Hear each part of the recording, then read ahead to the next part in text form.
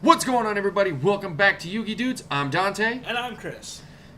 And today, we're actually going to talk about, not something so much with the real game, we're going to talk a little bit about the anime. And I have, a lot of the original anime I loved almost every single episode. Yeah, there were a couple, filler episodes in there. But it had a lot of But great... what anime doesn't have a filler episode? Good point. Naruto had like 900 filler episodes. Naruto, Inuyasha, One Piece. Bleach, Dragon Ball. Yeah, Dragon Ball for sure. But, so I just want to talk today about my personal 5 favorite duels from the anime, the original anime. We'll do like GX and 5Ds and so on and so forth. Yeah, we're going to do it separately. This is from the original Generation 1 Yu-Gi-Oh! Yep, and, there's a lot of duels that I really considered, like, do I want to put this one here? Do I want to put that one there? We spent a little time, finding good images for each one. But I just want to talk about them, and shall we get into it? Yeah, let's do that. So, starting with number 5. Number 5 is Clash in the Coliseum. This is obviously Yugi versus Kaiba in the Battle City semifinals. And the reason I like this duel so much is that it was a very even match. It was like the best duel, and actually I believe the last duel in the main series between Yugi and Kaiba. Because they had the duel in episode 1 where Yugi, exotic obliterate, very, very meme-worthy episode. Most Yu-Gi-Oh! Episodes are meme-worthy. Yeah.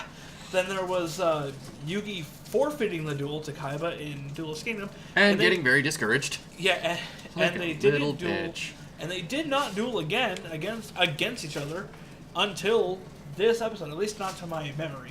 Anyway, the reason I love Yeah, they dueled together, but not against each other. Right, they dueled in a tag duel against Loomis and Umbra.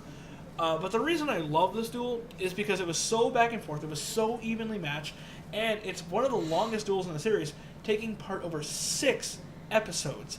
This is right up there with Yugi versus Merrick, which is only a handful of episodes later, and Yugi and Kaiba versus Darts, which I believe is also a 6-parter. I know the very final duel of the series was 4 parts, so a duel that's even longer than that. And what's more interesting is that not only did they both get their god cards out early in the duel, they were both destroyed by each other. And it came down to their lesser monsters. I mean, Yugi finally won the duel with Dark Paladin, and after, selecting 3 cards from his deck with the anime effect of Final Attack Orders, and he got over Kaiba's Blue Eyes Ultimate Dragon, which was stronger than Alba's Tormentor. Yeah, and the sad part is Blue Eyes Ultimate wasn't used that much in the series. Just the regular Blue Eyes White Dragon was used every time Kaiba dueled. Well, he used it in Duelist Kingdom for the first time, and then he used it again in Battle City, and then we saw, I think, 1 or 2 more times in, Not counting the movie. No, that's not canon. We saw it in Yugi and Kaiba versus Darts. Yeah, it's like...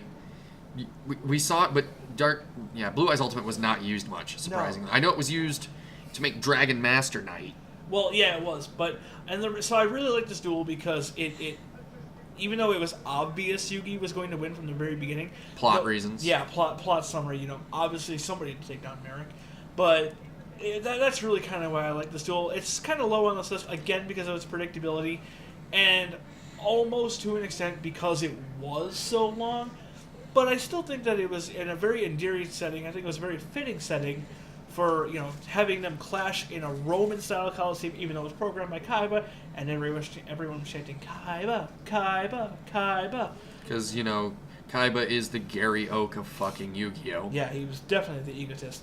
But yeah, I just thought it was really well written. He had money. And the fact that Yugi used not only Defusion to, make his Dark Paladin stronger, but then he used the actual card Diffusion Wave Motion to let Dark Paladin attack a whole bunch of times, dealing like 1,900 damage a time. To the Monstacado! Yeah, that's definitely a definitely good duel, but no. Fuck you, Weevil. So that's all I really have to say about this particular duel. So next is duel number 4. Number 4. In the number 4 spot, we actually have... Joey versus Johnson. Yes, Joey versus Johnson from the Virtual World arc in Season 3. Which you could call a filler arc for Battle City. It absolutely was. It was, after the main tournament was over, like the preliminary rounds was over, and they all got trapped in the virtual world with each of the big 5, dueling. Like, I know Tata dueled They got trapped in a virtual world twice. Yeah, There were 2 separate arcs, but You'd think they would have learned. Well, this was the longer one by far. Oh, but yeah. I really like Joey versus Johnson because Tristan was a fucking robot monkey. he was. He was for a while. But I really like Joey versus Johnson because, even though it wasn't like the most complex duel, Joey's deck at this point was very much in the luck-based spectrum. And even though he was, with both Graceful Dice and Skull Dice, he rolled like a 6. Johnson just cheated and changed the results to a 1 for each one of those. And he was just ultimately just cheating. And Noah actually himself called Johnson out of this. If you cheat anymore, you're done. And but what makes this duel even better is that Joey does a little cheating at the end too. There's a That's point, what Yu-Gi-Oh is. It's cheating. Not really. That's what the entire anime is. I'm gonna play this card in defense position. Fuck you, cheater. Yeah, well, things were different back then. How do you win this? I'm gonna cheat and use my money. But Screw the rules. I have money. At the end of the duel, Joey's holding up 2 cards, and Johnson's got to pick one. And Johnson makes the correct choice. Like, he picks whatever spell cards in his hand. Joey baits and switches him and makes him he basically holds the cards long enough to make Johnson second guess himself. Even though after he said, final answer, I'm 100% sure, show me the damn card, Joey's like, are you sure you don't want to switch? Johnson's like, fine, I picked the other one. And immediately Joey shows that it's Goblin Attack Force. So he kind of cheated himself a little bit and won the duel that way. I think that was just kind of the writers writing themselves into a corner. But, it's good old Yu-Gi-Oh! And Johnson, being dressed as Judgment it wasn't really cheating, I guess you could say that. It was more of mind games. Yeah, it was reverse psychology. Well, which is not against the rules, so to speak. After your opponent says final answer, it is, but whatever. He was trying to make sure he was right, that he heard it right. Because, Yeah. Joey's deaf. Yeah. Wow, you clipped the mic so hard on that. I always do. It's like, Okay. oh, dude, I learned who Papyrus really was in his previous life. Joey. It was Joey Wheeler. Well, tall and thin. Yeah, tall, thin, goes, and has an overly high complex for himself. Yeah. So anyway, that's Joey Wheeler is the poor Seto Kaiba with a shittier deck. Mm-hmm. That's why Joey versus Johnson is my number 4 spot on the list. Excuse me, I got some caught in my throat there for a second. Moving on to the number 3 duel and my favorite of all time, Yugi versus Bakura, the final duel between them. Now, Yugi and Bakura dueled a handful of times throughout the series. And Dark Bakura, to be more specific. Well, Yami Bakura. It's always that Bakura. They don't ever duel, Yugi just versus regular old Ryu Bakura. No, it's always the dark one. But, they had that duel against each other when, Yugi and all of his friends were, trapped as monsters. And, at that time, Bakura was playing that burn strategy. He had, just desserts in his deck, which had the exact same effect as it does in real life. Then they dueled again, later in the Battle City quarterfinals, where he was going for Destiny Boy, he was going for an instant win. Obviously, Yugi won that duel as well. But then they finally dueled again near the end of the series. This is a season 5 duel. But the difference between this duel and the other Yugi versus Bakura is that Yugi himself is actually the one dueling. Atem is back in the past at this point. And Yugi is trying to recover the Pharaoh's name. And he's stopped by Bakura in his tracks. What I like about this duel in particular is that the image we're actually showing here is when Yugi is choosing between the 2 dolls for Cursed Twin dolls, where one effect, every time a card goes to the graveyard, that player gains 200 life points, and then the other person doesn't have a graveyard, and all their stuff that's in the graveyard, quote-unquote, is considered to be on the field, but it can't do anything. And in this duel, you actually pretty much learn that, even though Bakura's original strategy of making Yugi's life points go to 0 was failing, the secondary strategy of this deck was with Counterbalance, where he was going to send all of Yugi's cards from his deck to his graveyard, and he pulls out this miracle win. The very bottom card in his deck is Gandora, and he plays Gandora, and he blows up everything, and he ends up winning the duel that way. So that's personally why I think this duel is number 3 on my list. This was another one of those long duels. I think it was 4 parts. It was called the Dark One Cometh. Yeah, it was when you learned that Yami Bakura's real name is Zark the Dark One. Right. Well, And he's got like a giant dragon dick. But between I mean, the duel wouldn't have been that long if they just focused on the duel, but they were also going back to the past and like fighting the darkness. Yeah. When I say giant dragon dick, I don't mean like a bad dragon toy. I mean like his dick has a dragon's head. Yeah. Well, And it's only in the right area. That's why I call it a dick. How did that not get censored in America? Pretty sure because it doesn't actually count as genitalia. It was close enough. It was Fuck America, you censor Dark Magician Girl, but you don't censor that. America. Fuck yeah. Yeah. So anyway, that's really why I like this is my number 3 duel overall. Let's move on to number 2, shall we? Number 2. Number 2 is Kaiba versus Siegfried near the start of Season 5.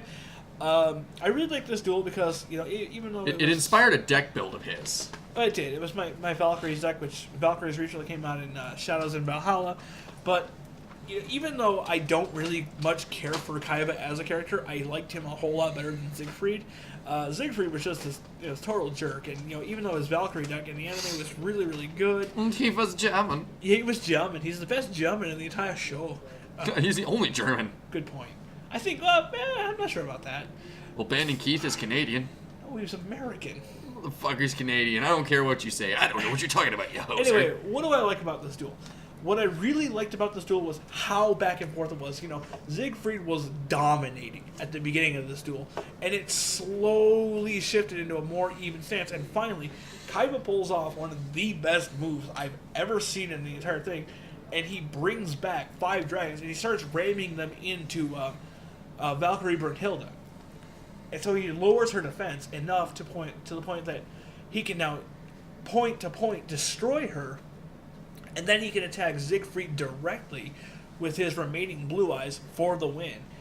And but I mean, at one point, Kaiba is down to like a handful of life points. At the end of the duel, he's got like 50 life points left.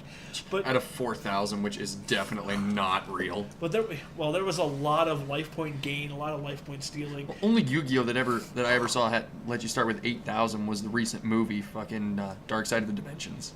Again, not really considered canon, and they were also trying to show off cubics in that movie. It worked. It did. But anyway, I really like this duel just because of just how intense it was from very start to finish. You kind of wonder, like, how's Kaiba going to get out of this one?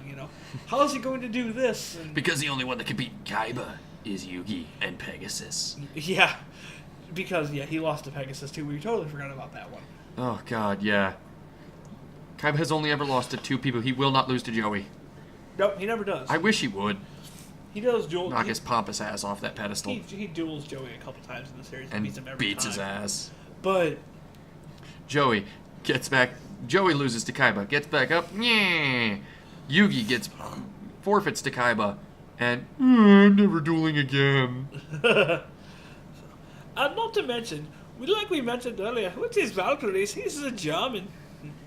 He plays Ride of the Valkyries.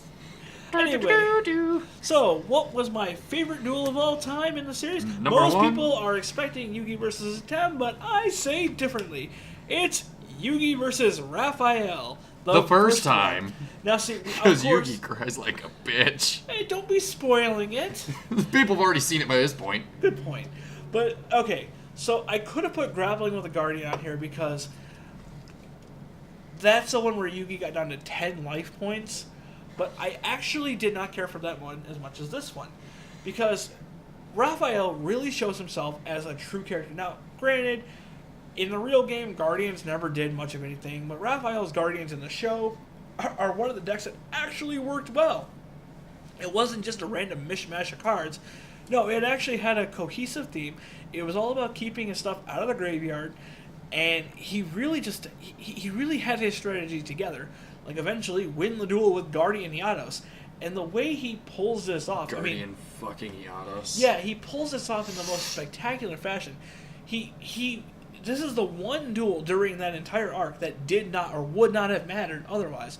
However, because Atem, or Yugi rather, or Atem, I guess, the Pharaoh... Yeah, at this point he's Atem. Yugi is actually the one who loses that duel. He takes over for the Pharaoh, kinda, and just sacrifices his soul. Well, he's the one that pays the price. Yeah, he pays the price, and Atem is like, I'm gonna cry like a bitch. Well, he lost a precious friend for a time, for most of the rest of the season, really. Dude, you don't have to get locked back in that little confusing puzzle. I mean, come on, you just won here. No, not really. Now you get to screw Taya. This is the most profound moment in the entire series because Raphael, from the very beginning of this duel, was ahead of the Pharaoh every step of the way. He had the better deck. He had the better strategy. He was outpacing the Pharaoh. Everything that the Pharaoh was trying to do was just like nope, nope, nope, and There's a big old basket of screw you. More or less, and he was keeping all of his monsters out in the graveyard. It was really about respecting your cards more than anything. And even though Yuki did almost win this duel, the point is, he played Exchange to take Seal of Orichalcos away from Raphael. And when he played the Seal of Orichalcos, unfortunately for him, Raphael played some more cards, and since you can only tribute like one monster a turn, he survived with like a handful of life points left. Yuki at this point has 600 life points, and all of a sudden, here comes Raphael with his deck now glowing, draws Guardian Yados, plays Celestial Sword Yados, then plays Guardian Yados with it, and he uses its effect, which is a little more powerful in the anime than it is in the real game, as a lot of cards are. Guardian Yados goes up to this insane 10,000 attack. It sounds like Crusadia Equimax. Really, we're going to talk about Crusadius now. This is a Link deck. That's not going to come out for like another 15 years, dude. Anyway, so you got your Guardian Yados. It's all the same attacks. time, just different universe. I don't even know what Guardian Yados attacked. The point is, he did at least 9,000 damage, probably, or at least 5,500 in that one attack. It's the very meme-worthy Yugi loses moment, where he yells, "No!" And he's got tears just streaming down his face, Yeah, crying. yeah, Watch the abridged by Little Karibo. It's better. it is. But Crying like a bitch. he is. But yeah, I mean, this was such a profound part of the anime that I could not make it anything but number one because it's the only duel, aside from the very final duel, where Atem actually loses legitimately. Because, I mean, let's face it, he was not in control the other times he lost.